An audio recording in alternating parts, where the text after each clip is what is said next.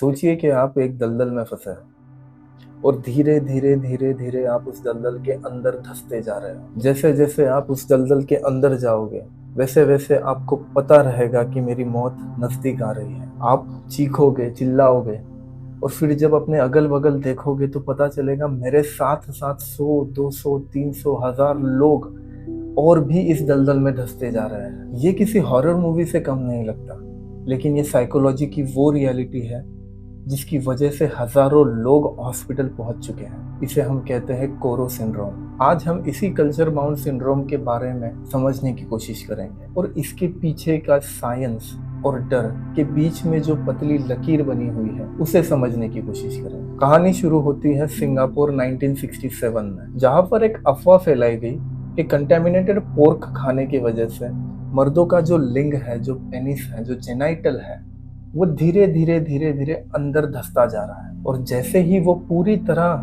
Body के अंदर समा जाएगा आप मर जाओगे। एक दिन में हॉस्पिटल के इमरजेंसी वार्ड में हजारों मर्द इकट्ठा हो गए, अपने जेनाइटल ऑर्गन को पकड़कर रो रहे थे ये सोच के कि उनकी मौत होने वाली है। अगर हम साइकोलॉजी के नजर से देखें तो ये कल्चर बाउंड डिसऑर्डर है या कल्चर बाउंड सिंड्रोम। इसका मतलब ये बीमारी किसी पर्टिकुलर कल्चर में होने वाली है जहां पर मर्दांगी और रिप्रोडक्शन को लेके काफी सख्त विचारधारा है। इसके पीछे 3 साइकोलॉजिकल रीजन बताए जाते। फर्स्ट, मास साइकोजेनिक इलनेस। जब कोई भी डर एक इंसान से दूसरे इंसान में वायरल की तरह फैलता है तब हम इसे सोशल कॉन्टेजियन भी कहते हैं। Second, somatic symptom disorder. जब दिमाग का डर बढ़ जाता है तो शरीर में घोस्ट सेंसेशन होने लग जाती है। और थर्ड है एंजाइटी एंड गिल्ट। जिन कल्चर में सेक्सुअलिटी को शेमफुल माना जाता है तो हमारा दिमाग ऑटोमेटिकली उसे गिल्ट की तरह ट्रीट करने लगता है और जो भी समाज में डर फैलाए गए हैं वो हमें एक गिल्ट की तरह लगने लगता है। साइंस कहता है कि ये कोई फिजिकल बीमारी नहीं है।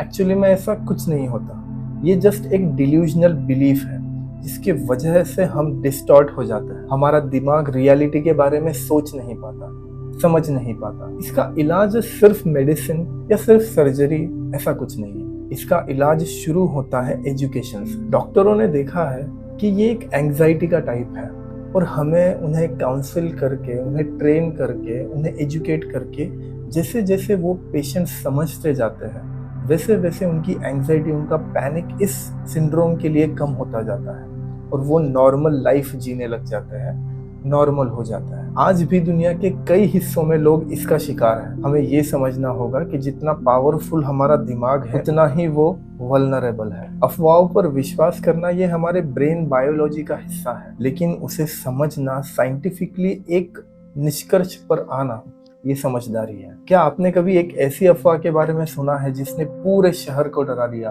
अगर हाँ तो अपनी स्टोरी कमेंट में शेयर कीजिए। मैं मिलूंगा आपको अगली वीडियो में एक नया साइकोलॉजी का राज लेकर।